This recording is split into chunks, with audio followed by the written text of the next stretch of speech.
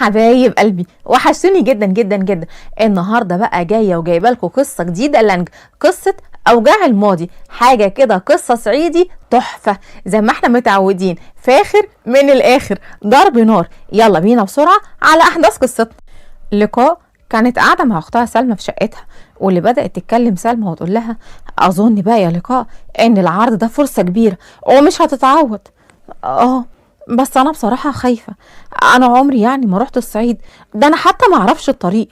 ايه يا ستي وايه المشكله؟ انت هتركبي قطر وتنزلي توقفي تاكسي وتديله العنوان وهو يعني هيوصلك.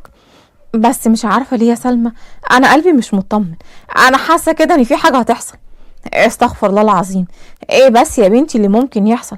عمهم كبير البلد وكل اللي هناك عارفينه، ولو تهتي الف من يدلك عليه. بصراحه الولاد صعبانين عليا قوي يا سلمى، مش متخيله ابدا ان هم يسيبوني من بعد ما اتعلقت بيهم للدرجه دي. طيب واحنا يعني ايه اللي في ايدينا نعمله؟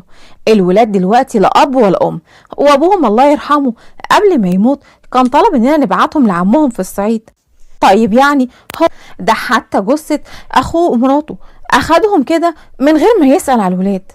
بصراحة انا كمان استغربت قوي، بس دي حاجة ما تهمنيش، احنا كل اللي علينا ان احنا نوصل الولاد لعمهم، وترجعي وهتاخدي 5000 جنيه اللي المحامي بتاعه قالك عليهم. لقاء وليلة أسيل وسليم كانوا مستنيينها، واللي أول ما شافوها جريوا عليها، وساعتها أسيل قالت لها: لقاء اتأخرتي ليه؟ ما تسيبيناش تاني. معلش يا حبيبتي، أنا كنت بجيب التذاكر بتاعة القطر، يعني هنروح عند عمو الوحش ده. عيب يا سليم، ما تقولش كده، بس احنا مش عايزين نروح عند عمو، احنا عايزين نفضل معاكي. يا حبيبتي أنا هبقى أجي أزوركوا على طول، يلا بقى يلا عشان نلحق ميعاد القطر. لقاء اخدت اسيل وسليم وركبوا القطر، واللي كانوا متضايقين جدا ان هي راح توديهم عند عمهم، وان هم مش هيعيشوا تاني مع لقاء.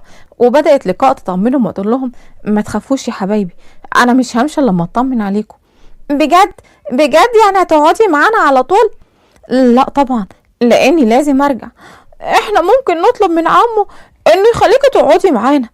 لا يا حبيبي طبعا ما ينفعش، انا على العموم هكلمكم كل يوم وهبقى اطمن عليكم. لا احنا عايزينك انت اللي تقعدي معانا، مش عايزينك تكلمينا في التليفون. طيب بصوا، خلينا بس نوصل الاول وهناك نبقى نتكلم في الموضوع ده. لقاء من بعد ما نزلت من القطر اكتشفت ان في سواق مستنيها علشان يوصلها لحد بيت عمهم، وبعد شوية وصلوا البيت اللي كان كبير قوي وفيه جنينة كبيرة، بس كان بيخوف لانه زي المهجور بالظبط. انا خايفة قوي يا لقاء، وانا كمان خايف، انا عايزة امشي من هنا. خايفين من ايه بس؟ مفيش حاجة تخوف، يلا بينا ندخل. وساعتها دخلوا كلهم البيت اللي كان كبير قوي من جوه، وفجأة لقوا راجل عمره حوالي 32 سنة كان نازل من على السلم، واللي اول ما شافها قال لها: السلام عليكم. وعليكم السلام. انتوا بقى ولاد جاسر؟ ايوه هما دول حضرتك، اسيل وده سليم. عديلة. ايوه يا سليم بيه. خد الولاد ووديهم على اوضتهم لحد ما تحدد مع الانسه شويه.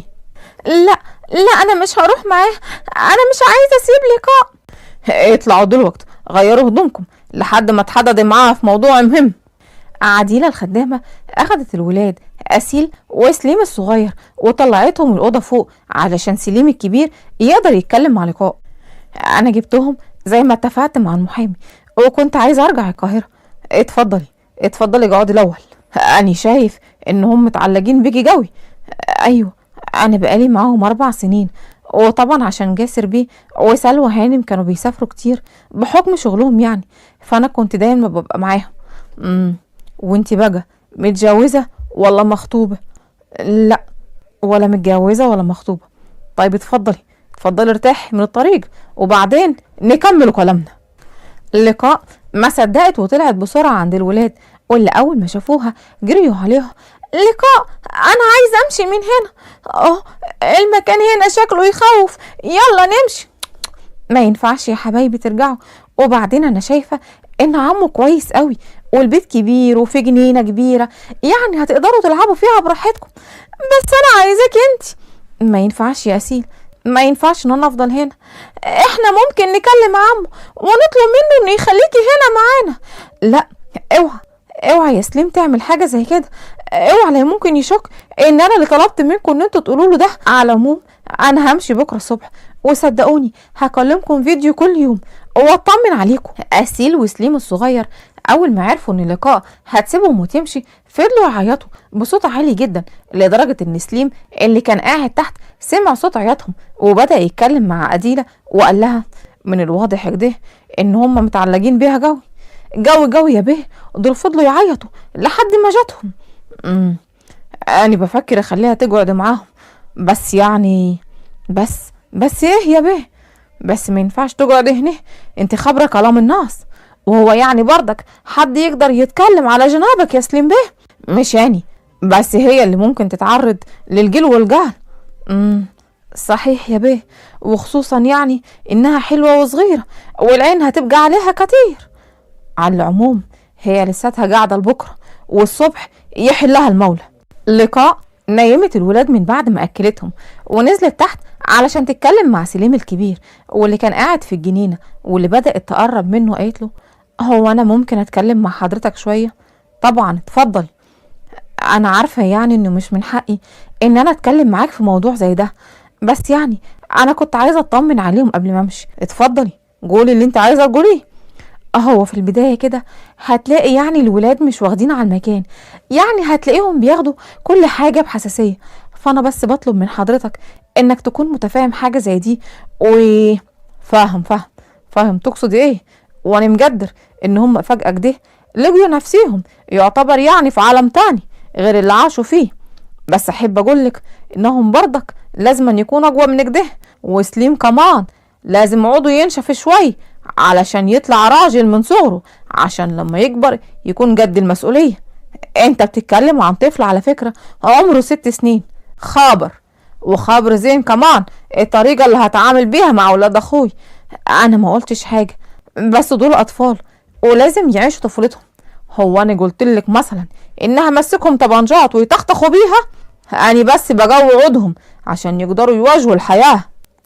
لقاء حست ان الكلام معاه ملوش منه فايدة، وساعتها قالت له طيب بعد اذنك انا طالعة فوق. لقاء من بعد ما طلعت الأوضة ساعتها اتصلت باختها سلمى، واللي أول ما ردت عليها قالت لها أيوة يا لقاء، وصلتي امتى؟ وصلت من ساعة كده، بس المكان هنا وحش قوي قوي يا سلمى. وحش ازاي يعني؟ يعني البيت تحسيه بارد كده ومهجور، وعمهم ده اللي اسمه سليم تحسيه انه شخص متهور ومش طبيعي خالص. هو انت لحقتي تحللي شخصيته في الساعة دي؟ اللقاء بدأت تحكي لسلمى كل اللي حصل من ساعة ما وصلوا، وساعتها سلمى قالت لها دول ولاد اخوه وهو حر، واحنا مهمتنا وانتهت لحد كده، بكرة الصبح تركبي القطر وترجعي على طول. انا مش عارفة هقدر اسيبهم مع الانسان ده ازاي، وبعدين يعني تحسي ان الغموض محاوطه كده من كل مكان. والله بقى ما يهمنيش، وبالنسبة للولاد بكرة يتعودوا. اللقاء من بعد ما قفلت التليفون مع اختها سلمى فضلت تفكر باللي ممكن يحصل للولاد، وبعد كده نامت من كتر التعب.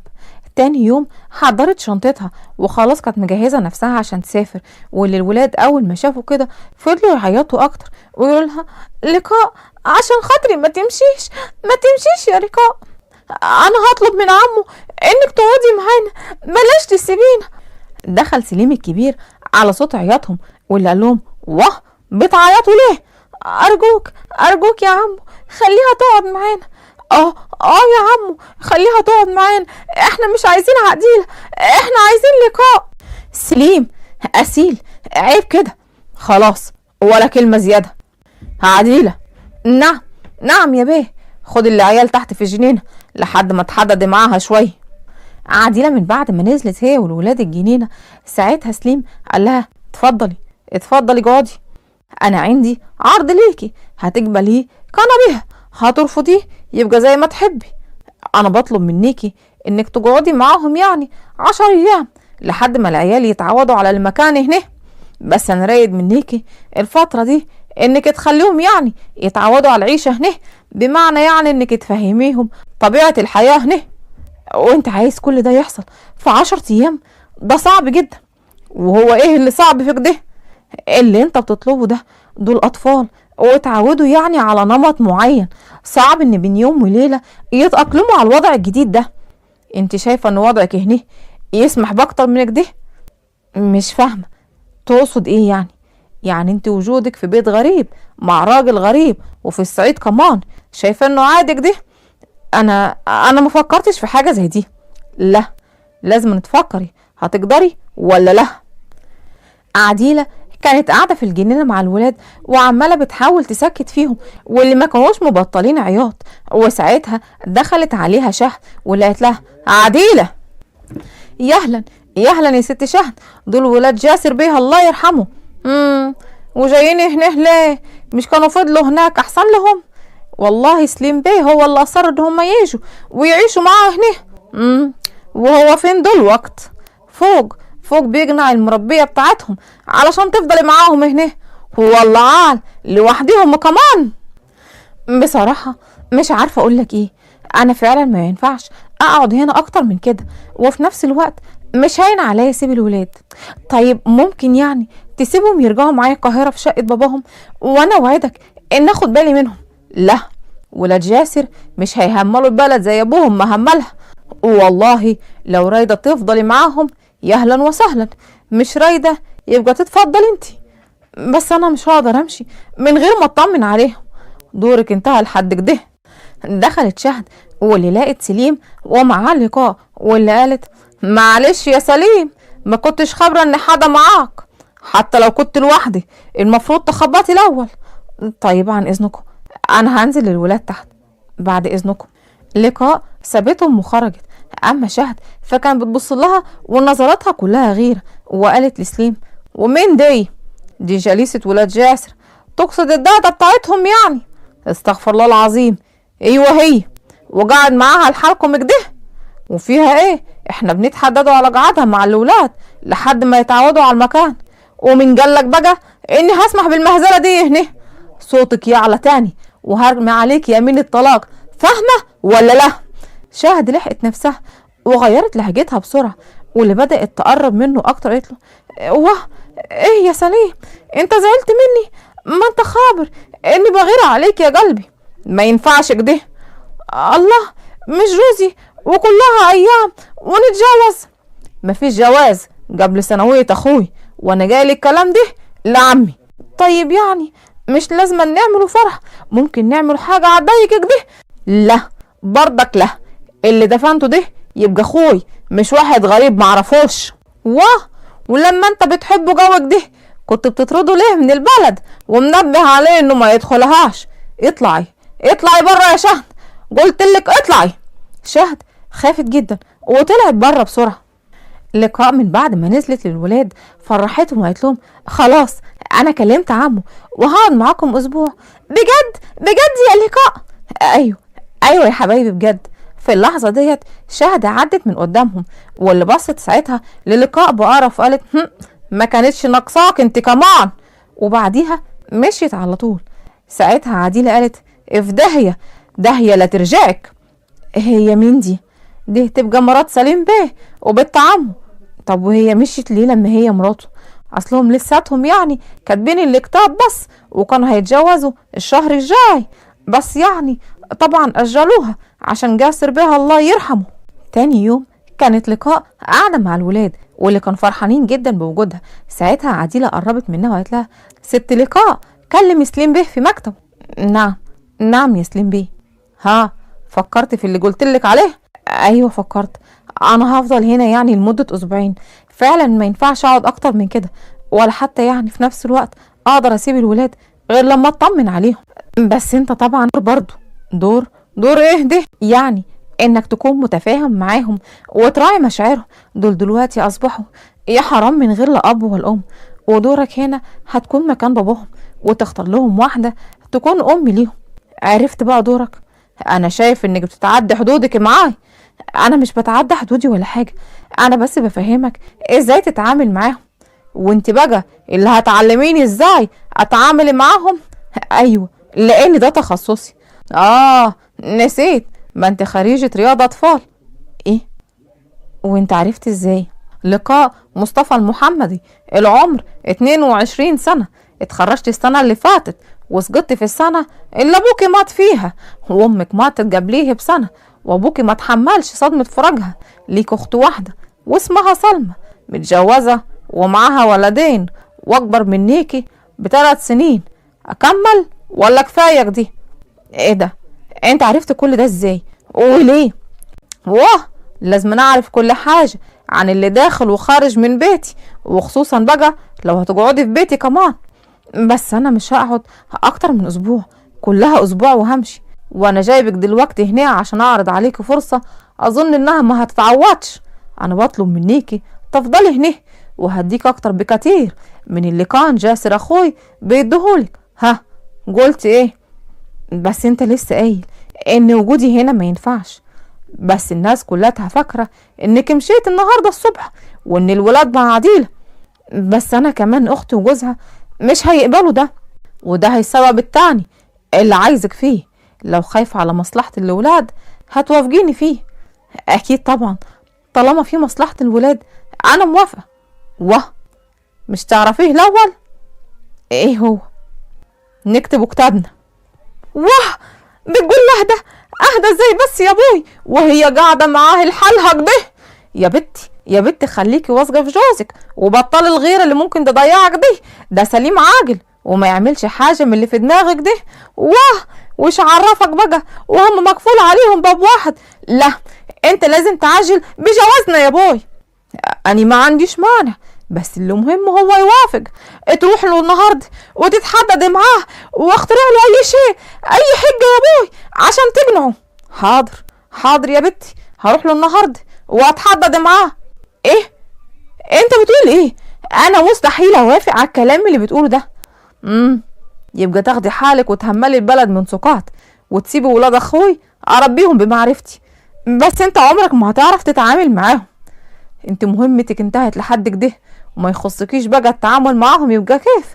انا هسيبك تفكري وبعدين رد علي. ايه الكلام الفارغ ده؟ ايه الكلام ده؟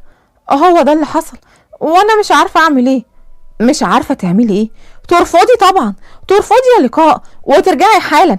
انت ايه اللي يجبرك انك تعيشي مع انسان ما نعرفش عنه حاجه وتعيشي عمرك كله تربي ولاد غيرك؟ لا، انا مش عمري يعني كله، هو قال لي لحد وقت يعني ما الاقيهم اتاقلموا على الحياه هنا هيديني حريتي. والمقابل؟ المقابل ان افضل مع الولاد؟ لا، انت جننتي رسمي. انا حالا هخلي مصطفى يروح ياخدك، بلاش كلام فارغ. اللي قفلت مع اختها ساعتها فعلا اقتنعت، وكانت نازله تقول لسليم ان هي رافضه العرض بتاعه، بس ساعتها لقيت اسيل اللي داخله تعيط وقالت لها لقاء انت هتمشي صحيح؟ ايه ده؟ مين اللي قالك كده؟ عمو. ساعتها لقاء فهمت ان هو سليم بيضغط عليها بالولاد، وراحت ساعتها اسيل قالت لها عشان خاطري، عشان خاطري يا لقاء ما تمشيش، انا هموت لو مشيتي. خلاص يا حبيبتي، حاضر، مش همشي وهفضل معاكم. اتفضل يا عمي، قول اللي انت جاي تقوله. بص يا ابني، قبل ما جاسر الله يرحمه يموت كنت ناوي اعمل عمره وكنت حاجز ومحضر حالي، بس طبعا يعني انا مش هقدر اهملها لحالك ده واخواتها التانيين مسافروا، فقلت يعني انسب حل اننا نعجله يعني بالليله الكبيره عشان كنا مطمن على شهد وهي معاك وانا مسافر. بس انت شايف ان الوقت يسمح يا ابني؟ الحي يبقى من الميت، وبعدين احنا يعني اللي هنعمله فرح ولا حاجه، هي حاجه سكيتك دي. ها، قلت ايه؟ خلاص خلاص يا عمي، سيبني افكر وارد عليك. بعد عمه مشي ساعتها دخلت عليه لقاء وقالت له انا موافقه على عرضك بس ليا شرط. واه، قولي، اتفضل. الولاد يناموا معايا في اوضه واحده. عادي، في شروط تانية؟ لا. طيب اقول اني شروطي. شروط؟ معلوم، اني فرحي الشهر الجاي، طبعا هعرفها اللي هعمله، هي هتشوفك بالنسبه لها ضره حتى يعني لو مش حقيقي، بس انت عليك تتحمليها وحياتك هنا تكون في اطار اهتمامك بالولاد وبس. ما تقلقش، انا حاطه لنفسي حدود وعارفه اتعامل ازاي مع اللي حواليا، بس برضو انا ما اسمحش باي اهانات او تقليل من شاني، بمعنى ان الحدود دي تكون عليا وعلى الكل كمان، مش عليا انا لوحدي من غير ما تقولي. بس انا لساتي ما فتحتهاش في الموضوع. انا جاي النهارده عشان احدد معاكم ميعاد الفرح. عيني العجل يا ولدي. بس قبل ما احدد ميعاد الفرح كان في حاجه كده لازم تعرفوها الاول. خير يا ولدي؟ قول. انت طبعا خابر زين ان ولاد جاسر بقوا في بنتي، والولاد متعلقين قوي بالمربيه بتاعتهم، فاني قررت ان اخليها حدانه لحد ما الولاد يتاقلموا على العيشه هنا، وبعدها تهمل البلد وتعاود لحالها. بس يا ولدي زي ما انت خابر النجا حدانه صغير، وقعدتها هنا يعني هيخلوا الناس يحكوا عليها، وهو ده اللي جاي اكلمكم فيه. انا خدت قراري وبقول لكم من باب العلم بالشيء. انا قررت اكتب كتابي عليها الفتره اللي هتقعدها هنا في الدار يعني، ووقت ما تمشي هطلقها. ايه انت بتقول ايه؟ كيف يعني؟ اللي سمعتيه ده اني مستحيل اوافق على الكلام الفارغ ده، واني مش بطلب موافقتك، اني بعرفك بس. اخرسي وخلينا نفهموا ايه الحكايه الاول. فهمنا يا ولدي ايه اللي يخليك تعمل كده وانت خلاص كلتها ايام وهتتجوز، يعني مش محتاج ليها في حاجه، بنت هتعرف تاخد بالها منيهم. الموضوع مش ان حدا يقعد معاهم، لا، الموضوع ان الولاد متعلقين بيها قوي قوي، يمكن اكتر من ابوهم الله يرحمه، وانا مش عايز ابعدهم عنيها لحد ما يتعودوا على الحياه هنا. طبعا بنتك هتقوم بدورها معاهم وتعلقهم بيها، وقتها مش هنكون محتاجين ليها. بس انا برضو مش موافقه. عمي عجل بنتك لاني مش ناوي ارجع في قراري، وعن اذنكم. خرج سليم، وساعتها شهد كانت قاعده ومتغاظه جدا وقالت له: واه انت ساكت ليه يا ابوي؟ انت موافق على المهزله دي؟ عايزانا اعمل ايه يعني؟ وهو واخد قرار وهينفذه. طب والحل ايه؟ انا مستحيل اقبلك ده. انا هقولك تعملي ايه.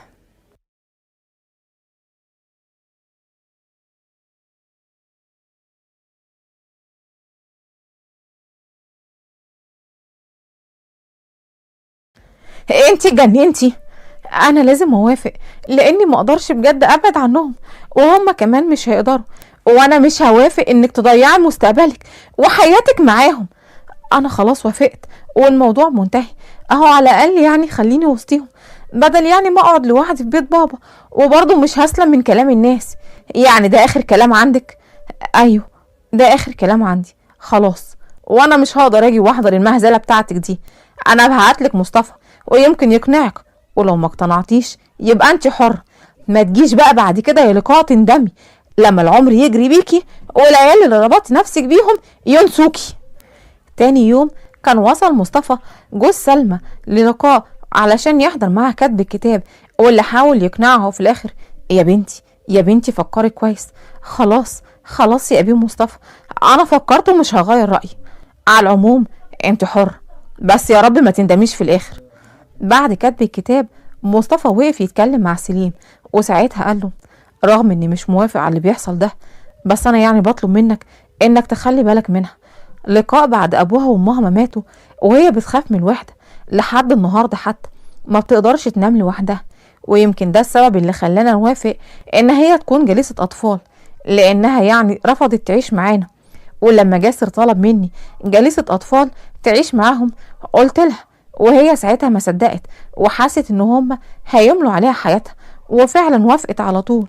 وهو ده برضو السبب الرئيسي في انها توافق على اللي بيحصل ده.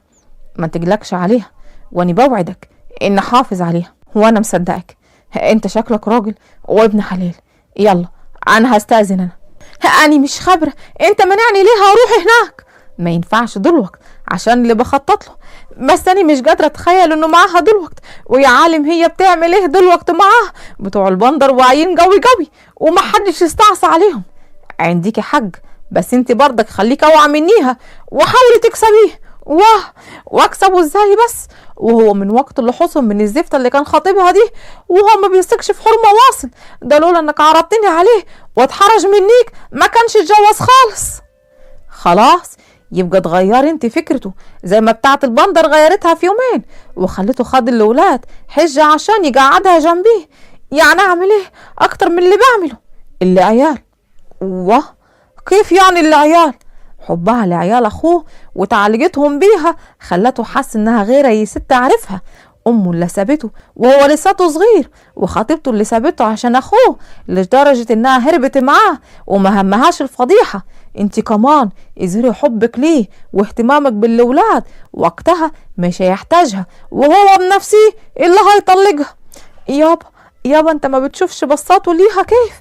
اللي بيحاول على قد ما يقدر يداريها بس ما بيعرفش. وهنه بقى دورك، الفتي نظره ليك انت اللي هتبقي ماته، انما دي حاجة على الهامش كده، واهدك ده خلينا ننفذ اللي اتفقنا عليه. تاني يوم كانت لقاء واقفة مع عديلة وبتحضر الاكل للولاد، وساعتها عديلة قالت لها يا بنت روحي وانا هعمل كل حاجة. لا انا بحب اعمل لهم الاكل بنفسي، انت ما تعرفيش انا بحبهم قد ايه. يا ربنا يا بنتي يجازيكي خير على اللي بتعمليه معاهم ده، يقطع من هنا ويوصل من هنا. انا بعد موت ماما بابا ما تحملش فراقها ومات بعدها على طول. فجأة لقيت نفسي لوحدي، وسلمى قعدت معايا اسبوع، وبعد كده رجعت لجوزها وولادها، ومفيش غيري في الشقة لوحدي. عشان اقدر اعيش كنت بتخيلهم معايا في الشقة واكلمهم وانام وسطيهم، لحد ما انصدمت في الواقع على ايد سلمى اختي اللي ما قبلتش يعني الوضع ده وواجهتني بالحقيقة. قعدت فترة ما كنتش بقدر انام لوحدي، وبعدها يعني جاسر بيه طلب من جوز اختي ان هو عايز جليسة اطفال، وانا اشتغلت جليسة اطفال، وساعتها فرحت قوي ان هفضل معاهم وباباهم وامتهم مسافرين. انت بنت حلال مصفي يا بنتي، وربنا يقدم لك الخير كله، ويكون قدم السعد علينا، وربنا ياخد اللي في بالي. ساعتها كانت شهد واقفة وسامعة كل حاجة، ودخلت وقالت لها ومين بقى اللي في بالك؟ لا دي وحدك دي، يعني هروح اشوف العيال. خرجت عديلة، ولقاء ساعتها اتكلمت معاها وقالت لها بتعملي ايه عنديكي؟ زي ما انت شايفة كده بعمل اكل للولاد. طيب اعملي لاني وسليم بيه فنجانين قهوة وهاتيهم على المكتب عشان هختار معاه فرش اوضتنا. والله بقى الطلب ده تطلبيه من عديلة، لكن انا هنا للولاد وبس، وعن اذنك بقى. خرجت لقاء، وكانت ساعتها فرصة جميلة جدا لشهد ان هي تنفذ خطتها. ما قلتليش يا سليم هنختار يعني اوضه من اللي اتفرجنا عليهم في الكتالوج؟ اختار اللي يعجبك مش هتفرق. الكلمة ضايقتها جدا، بس حاولت ما تبينش وحاولت تكسبه على قد ما تقدر.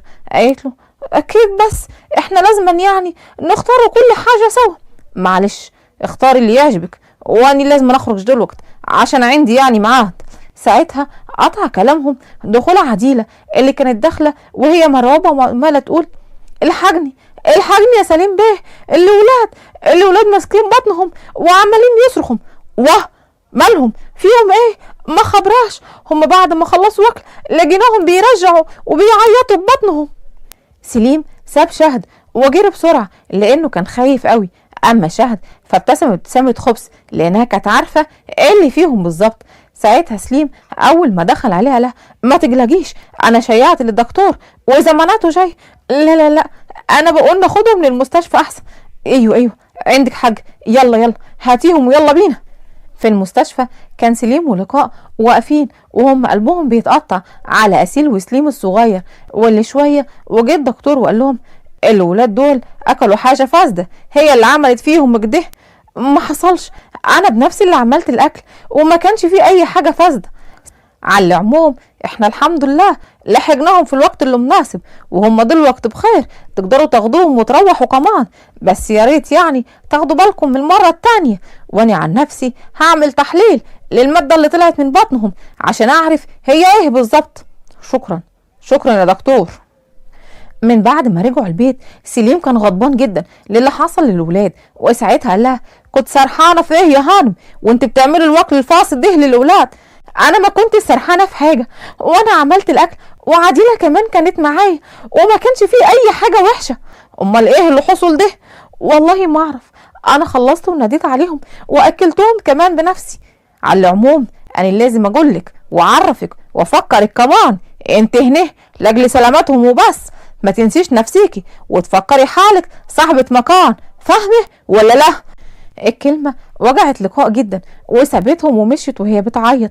اما شهد فكانت فرحانة ومبسوطة فيها، وساعتها قالت له وكمان ليها عين تبجح وهي كانت هتموتهم. مالكش حق يا ولدي، اني والله كنت جنبها وكل حاجة كانت زينة، معرفش ايه اللي حصل.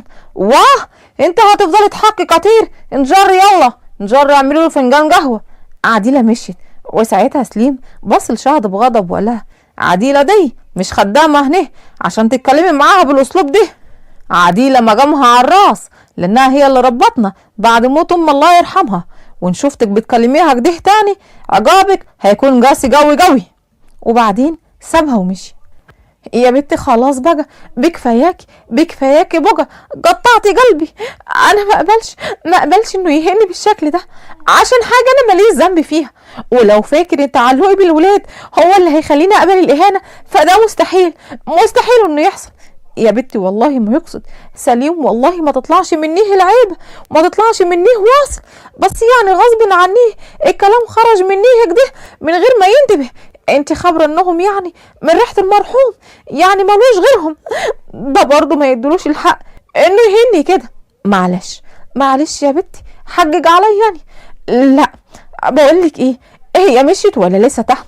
قطيعه تقطعها، غارت مشيت ليه؟ انا لازم اوقفه عند حد عشان اللي حصل ده ما يتكررش تاني. ساعتها نزلت لقاء، واللي اول ما دخلت على سليم المكتب قالت له انا عايزه اقول لك كلمتين تحطهم حلقه في ودانك. انا هنا مش خدامه عشان تهني بالشكل ده قدام مراتك، وتاني حاجه اللي حصل ده ما كانش بارادتي وانت اكيد عارف ده كويس. سليم ما ردش عليها وده ضايقها اكتر، عشان كده كملت كلامها وقالت انا مش مجبره اتحمل اهانتك دي، ولو على حبي ليهم هيخليني اقبل الاهانه فانا هبعد عن هنا وده هيبقى احسن لي. لقاء كانت لسه هتمشي بس وقفها بكلمته لما قال لها استني عنديك. هتبعدي كيف يعني؟ ابدا هرجع القاهره وتسيبيهم؟ مفيش حد يخليني اقبل الاهانه ايا كانت محبته عندي.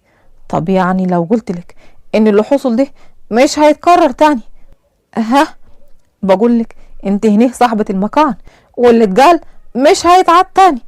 لقاء اتحرجت جدا وخبت ساعتها دموعها اللي كانت باينه في عينيها وقالت له انا هروح اشوف الولاد عن اذنك. لقاء من بعد ما رجعت اوضتها جالها تليفون من سلمى اختها. ازيك يا لقاء؟ الحمد لله. ايه ده صوتك ماله؟ اوعى يكون حد مزعلك، قوليلي في ايه، ما تقلقنيش عليكي، احكي لي مالك. وساعتها بدأت لقاء تحكي لسلمى كل اللي حصل، وسلمى ساعتها ردت عليها وقالت لها انت بدأت تحبيه؟ ايه؟ لا طبعا، ايه اللي انت بتقوليه ده؟ ايوه انت بدأت تحبيه وده واضح جدا من اللي انت بتحكيه، وعايزه اقولك ان هو كمان بدأ يميل ناحيتك، ومن رأيي انك لازم تنسحبي بكرامتك وترجعي. ما اقدرش يا سلمى، لازم تقدري عشان ما تندميش، ده راجل كلها يومين وهيتجوز بنت عمه، يعني مفيش بصيص امل لعلاقتكم دي، بس كفايه ان اكون جنبه. صدقيني مش هينفع، واللي اسمها شهد دي اكيد يعني مش هتقبل بالوضع ده، وان كانت ساكته دلوقتي فده لانها مجبره ولسه جوازهم متمش، بس وقت ما تدخل البيت هتتحكم في كل حاجه حتى الولاد نفسهم، وفجاه هتلاقي نفسك شيء غير مرغوب فيه. بس انت بتقولي ان هو بدأ يميل من ناحيتي ودي اكتر حاجة هتتعبكم، لانه ساعتها هيحس انه عاجز قدامك وهيبدأ يكره الحب اللي جواه من ناحيتك، وبالتالي هيحاول هيهرب منك، وممكن تلاقيه هو اللي بيطلب منك ساعتها انك تبعدي.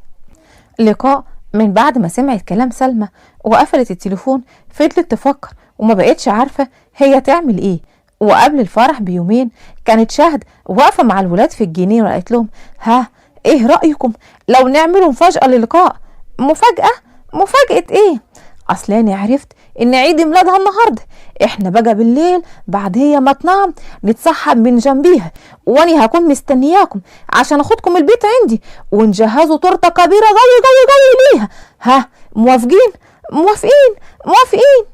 بس برضو احنا يعني ما قلناش لعمه. لا ما تجرجوش، اني هقول له انكم هتباتوا معايا الليله دي. بالليل لقاء صحيت من النوم على صوت تليفونها، واللي قبل ما ترد اتفاجئت ان هي نايمه لوحدها، وده شيء رعبها جدا ورجع لها الحاله اللي حصلت لها اول ما باباها توفى. وكانت خايفه جدا وفضلت تنده على سليم وعلى اسيل بس ما لقيتهمش. والكارثه الكبيره ان الباب كمان كان مقفول، وده خلى حاله الخوف والهلع اللي عندها تزيد اكتر، وما بقتش عارفه تعمل ايه، وجسمها بدأ يترعش. وفجأة لقت سليم قدامها، ومن الخضة والصدمة وقعت على الأرض. سليم وحطها على السرير وفضل قاعد جنبها، وافتكر ساعتها كلام مصطفى جوز اختها على الحالة العصبية والنفسية اللي جات لها من بعد موت باباها، واللي كانت بتصيبها بهلع اول ما تحس ان هي قاعدة لوحدها. وفضل ساعتها قاعد جنبها. يا رب تكون ماتت دلوقت ولا جرالها حاجة. الخوف دلوقت لسليم يعرف ان انت قصداها. وهيعرفوا منين يعني؟ أنا عن نفسي خدت الولاد وجهزنا التورت واتصلت عليه، بس يعني هي اللي ما ردتش. بالتبوك بصحيح، أنا دلوقتي هاخد الولاد واروح لهم واعرف الأخبار. عديلة دخلت عشان تصحي لقاء، بس ساعتها اتفاجئت بسليم اللي نايم جنبها، وفرحت جدا ان هما ممكن يكونوا قربوا لبعض، وخرجت بشويش من غير ما تصحيهم. واللي اول ما نزلت تحت اتصدمت واتفاجئت بصالح اللي جايب الولاد وجاي، وحاولت ما تبينش اي حاجه. هو انكل سليم فين؟ ها ده لساته نايم. ولقاء فين؟ في اوضتها. طب خلاص انا هروح اصحيها. لا سيبيها نايمه لانها يعني تعبانه شويه. ماشي، يعني طالع صحي سليم. ها لا يا بيه، اصل يعني بيناته كده خرج من بدري. كيف يعني خرج وانت بتقول ان هو لساته نايم؟ ها سكتت وما عرفتش ترد عليه، والشك زاد في جواه اكتر. وساعتها قال لها انا طالع اتوكد بنفسي. طلع فعلا الاوضه ولقى ان السرير بتاعه ما اتلمس، وجاله الشك انه ممكن يكون في اوضه لقاء. واللي فعلا اول ما دخل الاوضه لقاهم هما الاتنين نايمين جنب بعض. انا مش مصدقه اللي بسمعه، يعني انا اللي بيدي سلمتها ليه عشان يبقى تتصرفي من غير ما تقولي لي. يعني ايه اللي حصل بيناتهم؟ مفيش حاجه من اللي في دماغك. كيف يعني وانت بتقول انها نايمه على كتفه؟ انا لازم اتخلص منيها. هيحصل، بس اسمعيني زين، انا عملت له مشكله بغبائي ده. تستاهل. انت فكرك انه خالة علي اللي جالته العجربه دي، وانها يعني ما كانتش تقصد شر باللي بتفكر فيه، بس يعني هتبقى هي عرفت ازاي؟ تلاقيها اتصنطت علينا وانت بتحكي لي ان بتجيلك يعني حالك دي لما بتلاقي نفسك لوحديك. عارفه انا لما صحيت ولقيت نفسي في حضنه، ولقيت يعني ان هو بيبص لي، ان اتمنيت ساعتها ان الارض تشق وتبلعني. وليه يعني؟ انت مهما كان مرته زيك زيها. مراته؟ ايوه طبعا مرته. امال المأذون اللي كتب الكتاب والشهود دول كانوا ايه؟ ورق يعني كده؟ لا بس لانه مجبر. سليم ده هاني اللي مربياه، وهو لساته عمره 4 سنين يا حبيبي، ما يعملش حاجة واصل غصب عنيه. ولولا انه اقتنع بيكي، لولا انه ما طلب يتجوزك. سليم عمره ما حب، ولما ابوه الله يرحمه طلب منيه انه يتجوز ساعتها دخلت شهد وقطعتها في الكلام، قالت لها عديله خير يا ست هانم، كلمي سليم بيه. خرجت عديلة من قبل ما تكمل كلامها، وساعتها شهد وجهت كلامها للقاء وقالت لها هو ده آخرة الجميل اللي كنت هعمله معاكي؟ انت ما كنتيش ناوية على خير ابدا، وعملتي وانت قاصده، وانت ممكن تعرضيني لصدمة ممكن اموت فيها. لا ازاي؟ امال مين يعني اللي قفل عليا الباب؟ تلاقيهم الاولاد. وبعدين انت بتتهربي ليه؟ لو كنت فاكره اني ممكن اسمح للمهزله دي تتكرر بيت تاني تبقي بتحلمي. لقاء كانت لسه هترد عليها، بس اسيل ندهت على لقاء، علشان كده لقاء خرجت من المطبخ وسابت شهد لوحدها. وساعتها شهد شافت كوبايه الشاي بتاعت لقاء، فخرجت ازازه من معاها وقررت ان هي تنفذ خطتها. بالليل في الجنينه كان سليم طلب انه يتكلم شويه مع لقاء، واول ما شافها قال لها عامله ايه دلوقتي؟ الحمد لله احسن، ارجو يعني ما كنش ازعجت حضرتك. ابدا مفيش ازعاج ولا حاجه، بس الغلط عندي برضك. ليه بتقول كده؟ يعني لما الولاد حكولي على اللي ناويين يعملوه انا وافقت ونسيت خالص موضوع الخوف ده اللي بيجيلك. ايه ده؟ وانت عرفت منين؟ جوز اختك مصطفى هو اللي قالي. على العموم حصل خير. طب ما انتش رايدة تقولي حاجة؟ حاجة زي ايه؟ حاجة جواتك ورايدة تخرجيها؟ لا مفيش. اه بطني بتتقطع. سليم شال لقاء وجري بيها على المستشفى بسرعة، وهناك الدكتور قال له ان من الواضح ان هي برضو اكلت حاجة فاسدة، وان نفس المادة اللي كانت جوه معدتها هي نفس المادة اللي كانت جوه معدة ولاد اخوه واللي جم بيها من كام يوم. يا عديلة يا عديلة. نعم يا ولدي. مين اللي عملك دي؟ والله يا ولدي ما عارف حاجة، احنا كنا في المطبخ بنعمل شاي، وساعتها دخلت ست شهد وجلت لكلمك، دورت عليك ما لقيتكش، ورجعت لقيتها خارجة بسرعة، وبعدين حصل اللي حصل. البيت دي كيف القطط ب7 ارواح، معرفش اعمل معاها ايه تاني. انا شايف انك ترضي بنصيبك وتسيبيها في حالها مادام ما بتحاولش تضرك.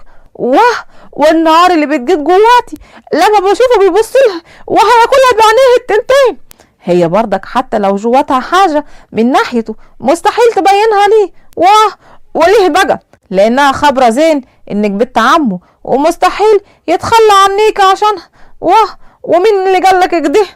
هي فاكرة كده، واحنا كمان لازم نأكد لها كده، عشان سليم لو عرف انك انت اللي حطت لها المادة دي مستحيل يأذيك ولا يبلغ عنيك.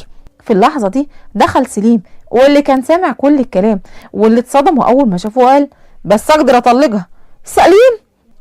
ايواني بقى عايزة تخلصي عليها؟ ده انا اللي هخلص عليك دلوقتي. سبت يا سليم. وانت يا عمي كنت متفق معاها بنتك طالق. ويا ريت ما اشوفش وشها مرة تانية، لاني لو شفتها ممكن اجل عجلي وساعتها هسلمها بيدي.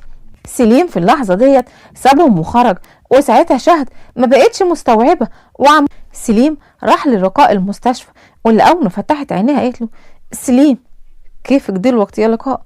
انا فين؟ وايه اللي حصل؟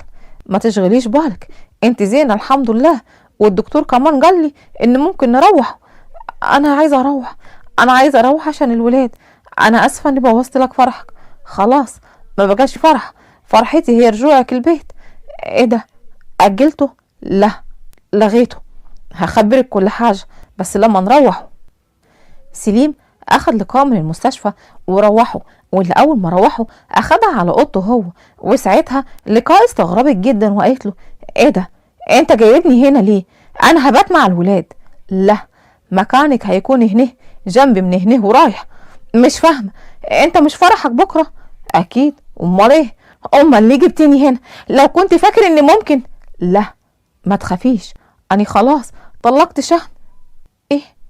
طلقتها وخرجت بشرها بره حياتي، ودلوقتي انا رايده اخبرك كل حاجه عن حياتي عشان ما تتصدميش بعد كده. انا امي ماتت كان عمري ساعتها 4 سنين، وكان جاسر اخوي عمره 4 شهور.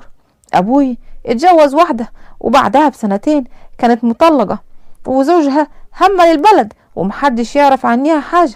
بنتها اتربت وسطينا، كانت دايما تقول لي سلوى دي من نصيبك. ولما ماتت وقصتنا عليها وطلبت اننا نتجوز بعد موتها على طول، وهي وافقت مرغمه عشان وصيه امها.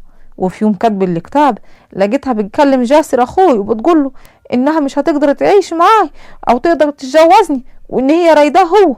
الصدمه ساعتها كانت كبيره قوي، بس ملكت نفسي وواجهتهم وطلبت منيهم انهم يتجوزوا بعيد عن هنا ويهملوا البلد وما يرجعوش تاني.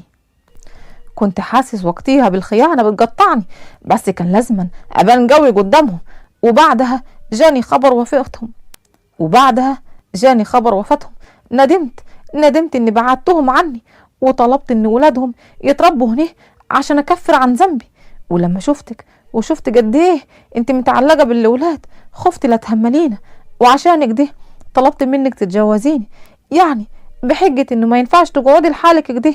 لكن الحقيقه ان حبك اتملك جواتي وما قدرتش ابعد عنيكي، وفي نفس الوقت كرهت شهد واللي واقفه بيني وبينك لحد ما اكتشفت كل حاجه.